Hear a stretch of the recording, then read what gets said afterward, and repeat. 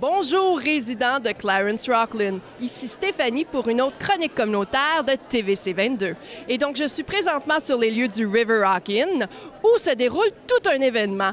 En effet, 150 artistes se sont regroupés pour justement parler du 150e du Canada. Et donc, suivez-moi, nous allons en interviewer quelques-uns.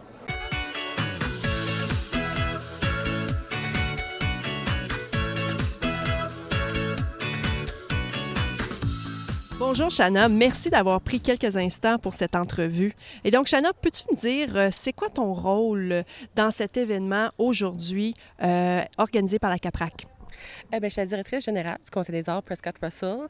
Et puis nous, dans le fond, on est ceux qui pilotent le projet 150 raisons d'être canadien. Alors, on est les organisateurs. Ça prend beaucoup de gens pour organiser un événement comme ça. Mais nous, on a pris le rôle principal, vraiment de coordonner puis tout, vraiment mettre les morceaux ensemble pour qu'on soit ici aujourd'hui. On s'entend pour dire que c'est un gros projet. C'est issu de combien de mois ou d'années de préparation, cet événement-ci? Ça a commencé 19 mois passés. Ça fait un peu plus qu'un an depuis qu'on travaille dessus vraiment régulièrement. On a commencé avec un appel aux artistes début mois de septembre en 2016. Alors, quand il y avait toutes les initiatives, toutes les choses qui s'en venaient pour le 2017, le 150 2017, et puis un artiste qui nous approchait avec une idée grandiose de réunir 150 artistes ensemble pour exposer. De là, il a fallu faire vraiment beaucoup d'organisation pour voir comment est-ce qu'on pourrait faire ça, où est-ce qu'on pourrait faire ça, et trouver les gens qui pourraient nous aider à le faire. Alors, c'est un travail d'un an et demi qui vient finalement à la fruition aujourd'hui. Et donc, tu dis que ça prend beaucoup de gens pour créer un événement de cette envergure-là. Ça prend combien de gens pour votre événement aujourd'hui?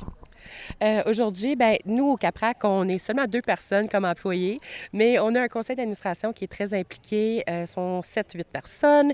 Et puis, on a aussi les membres de la communauté. On a un comité qui a été formé du projet 150. Alors, ce comité-là est fait d'à peu près 5 personnes.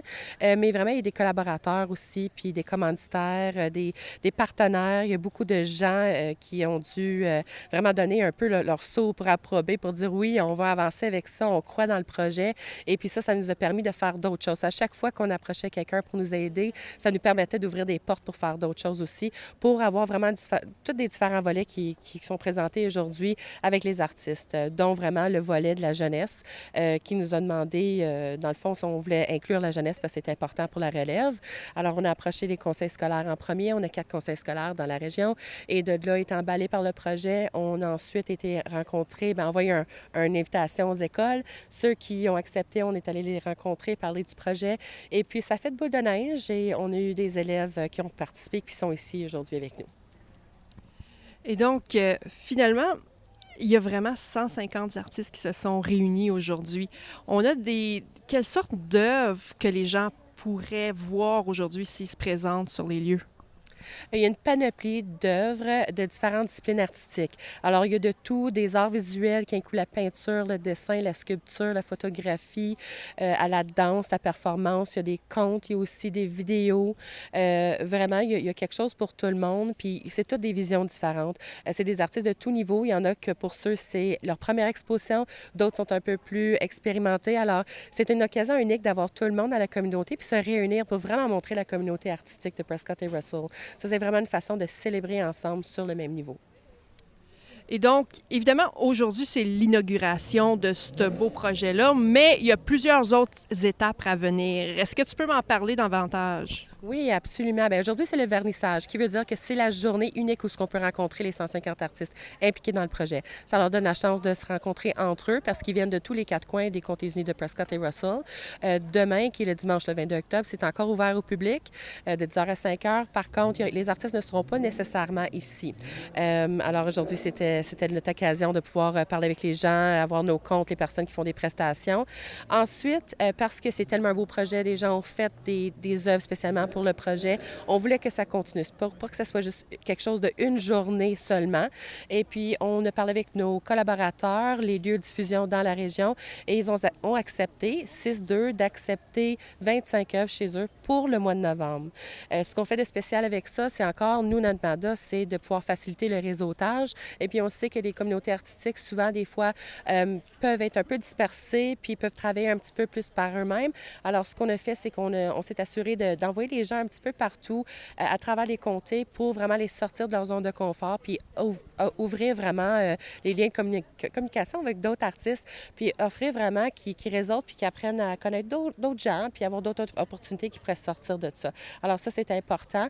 La jeunesse reste dans quand même leur milieu respectif parce que pour certains, la plupart, c'est leur première expérience. Alors ça va être leur première fois de pouvoir démontrer ça dans leur communauté. Est-ce que tu peux me dire, c'est une belle initiative, mais pour les gens qui auraient manqué justement en fin de semaine, il va y avoir à plusieurs endroits qui ont accepté une exposition durant le mois de novembre. Pouvez-vous me dire quels sont ces endroits? Oui, il y aurait 6 lieux, dont le Chenail à Hawkesbury, qui est le centre culturel de Chenail, la galerie Arbor à Van Cleek Hill, l'ancienne prison de L'Orignal, on a le cité collégial, le campus d'Alfred, on a le complexe récréatif et sportif de Clarence Rocklin et puis la Maison des Arts en Brun. Donc, vous êtes partout pour le mois de novembre, c'est fantastique. Oui, absolument, il va y avoir 25 œuvres par place. Alors, les 150 ont été divisés dans ces lieux-là. Est-ce que les gens peuvent non seulement regarder les œuvres, mais acheter les œuvres? Oui, absolument. Alors, les œuvres qui sont à vendre, ils ont un prix d'indiqué. Ceux qui ne sont pas à vendre, c'est indiqué que c'est une collection privée. Par contre, les personnes sont toujours invitées, des acheteurs, des personnes qui voudraient avoir peut-être quelque chose à faire. Il y a des cartes d'affaires, ils peuvent communiquer avec l'artiste directement pour voir ce qui peut être fait. Et donc, on sait que plein de gens affluent à toutes les minutes. On voit passer beaucoup de gens. Prévoyez-vous un grand achalandage en fin de semaine? Oui, oui, absolument. On a fait beaucoup d'efforts pour vraiment faire beaucoup de publicité. Avec 150 artistes, ces gens-là aussi ont fait leur propre publicité. On a plusieurs partenaires médiatiques aussi. On a TFO 24/7 qui ont fait des profils d'artistes pour nous aider vraiment à sortir le mot. On a aussi, vous, TVC 22 qui nous aide, Cogeco TV. On a les journaux locaux, on a les médias sociaux. Alors, puis des partenaires, puis les commanditaires qui sont tous impliqués. On a envoyé beaucoup d'invitations et ce qui est aussi, c'est que c'est les gens de la communauté. Alors, beaucoup de gens ont exprimé aussi qu'ils étaient surpris de voir certaines personnes. Ils ne savaient pas non plus qu'ils étaient artistes qui faisaient ça. Alors, ça a vraiment fait que les gens ont découvert une autre partie, un autre spectre de certaines personnes. Alors, je pense que ça, les gens ont été curieux puis ont décidé qu'ils sortaient pour voir ça parce qu'ils savaient que ça pourrait être quelque chose de complètement unique et phénoménal. Et donc, on sait que cette initiative-là est une initiative communautaire parce que la CAPRAC est un organisme sans but lucratif, mais que vous n'avez pas bénéficié de subventions. Donc, est-ce que vous pouvez nous parler des commanditaires qui ont permis à cet événement d'avoir lieu?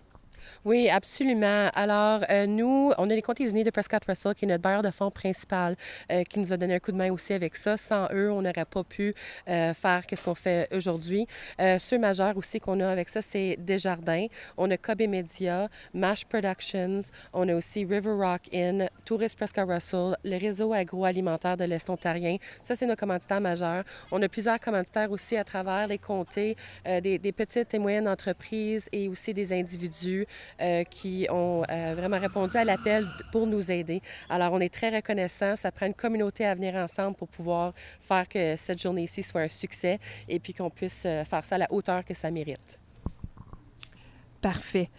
Dites-moi, je sais que c'est peut-être bonheur, mais là, on a une initiative. Je crois que ça fonctionne super bien. Est-ce que la CAPRAC a l'intention de peut-être continuer cette initiative, pas l'année prochaine ou dans 2 ans peut-être? C'est une très bonne question. Alors, on se fait poser ça. Je pense que les gens, bien, c'est sûr qu'ils aiment vraiment ça.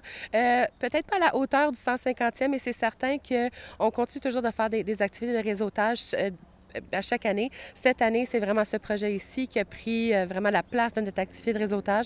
Alors, c'est quand même quelque chose qu'on veut continuer à faire parce qu'on a entendu on a des très bonnes choses des gens qui ont la chance de se rencontrer. Ça l'offre l'occasion pour les gens d'avoir cette plateforme-là. Et peut-être dans 25 ans, ça pourrait peut-être se reproduire pour le 150, pas 150, mais 175. On va voir. Je vous souhaite un super succès pour cet événement. Puis, est-ce que vous avez un dernier mot pour les gens à la maison? Oui, bien merci beaucoup. Vraiment, on veut féliciter tous les artistes qui font partie de ce projet ici, tous les gens qui sont venus ensemble, et puis aussi la communauté pour démontrer leur appui, leur support, d'être venus ici aujourd'hui. Puis s'ils ne peuvent pas être ici aujourd'hui, ils nous ont envoyé des messages, de continuer à vraiment d'appuyer les artistes dans la communauté, d'aller voir les expositions, d'encourager les jeunes artistes, de continuer à faire, à créer, à faire leur art, de vivre de leur passion. Il y a toutes sortes de façons de pouvoir de s'exprimer. On ne sait jamais comment est-ce que ça peut se développer dans le futur. Alors, on veut remercier la communauté de Prescott et Russell. Et puis, on a bien hâte de voir comment est-ce que ça va se développer dans le futur pour les arts et la culture. On est bien parti pour ça. Puis, ça va être quelque chose qui va continuer à devenir de plus en plus fort. On est très heureux d'être ici. Puis, on est heureux d'avoir les gens derrière nous. Parfait. Merci beaucoup, Mme Steele. Merci beaucoup, Éric. J'ai deux raisons pourquoi je suis ici aujourd'hui. La première, pour venir supporter nos artistes. Puis la deuxième, pour venir supporter ma tante, parce que si j'y allais pas, j'aurais été exclu de ma famille. Alors, so just in English, there's two reasons why I came here today. It's just really to support our artists who, what a great show. And can we give a round of applause to all of our artists here?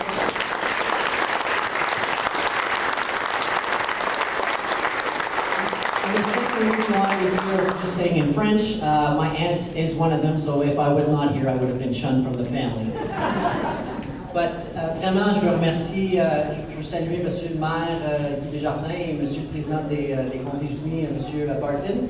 Je veux remercier CAPRAC pour avoir mis ça de l'avant. Je pense que c'est un beau projet rassembleur qui brise les barrières entre nos municipalités. Les artistes ne me disent pas « je viens de Rockland, je viens de Hawkesbury, je viens de Champlain, je viens de Prescott Russell ». Alors bravo à vous tous les artistes et je vous souhaite une bonne journée.